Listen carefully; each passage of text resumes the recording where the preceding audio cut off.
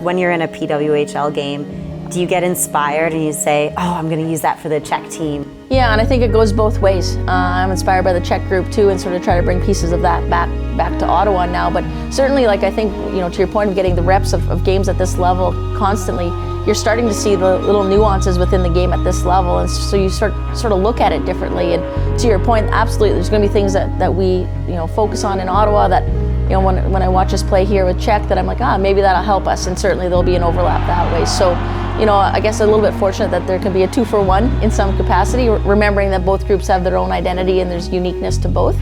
But there's going to be an undercurrent for sure between the two. Good pizza here, good pizza.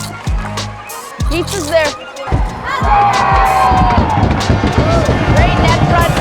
Good shot, great net front. Pizza, so describe pizza. Yeah, it's an offensive zone. Most coaches would just call it the quiet space in the O zone. It's just sort of the top of the circle inside, just off the slot, really.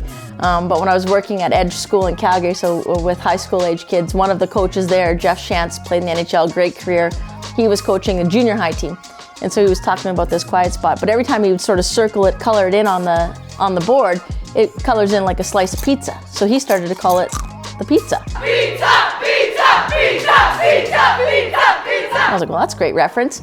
And I just chuckle now because we've got pro teams and national teams yelling pizza on the ice and talking about how open the pizza is. So again, I think when you're coaching and you're teaching, you're trying to make things relatable and a little bit unique to our group. And certainly the pizza one has connected, and I think it served us well. Even as you're describing it, I can immediately imagine pizza, a slice of pizza. That's right. And that is like, it's very easy to think about. Can we set the pace in the game? Well, what did we learn today? We can. Darn right we can. Every single team we play, we can push the pace or we'll set the pace. It's been a huge year. It's going to be an even bigger year, hopefully, for Czech women's hockey. Obviously going for the gold on your side. What's next? Just continue to do what we're doing. I think we've never overtly been in a results-based team. It's a results-based industry, so it's always thrust upon you, and we know that. But internally, we've tried to always go about it sort of from a process perspective and trying to get better. And we've certainly made some gains here in the last 2 World Championships. But to your point, we're just sort of getting started, and there's work to be done to make sure that we can push for that gold. Like of course we want to, but knowing that there's still work to be done. So.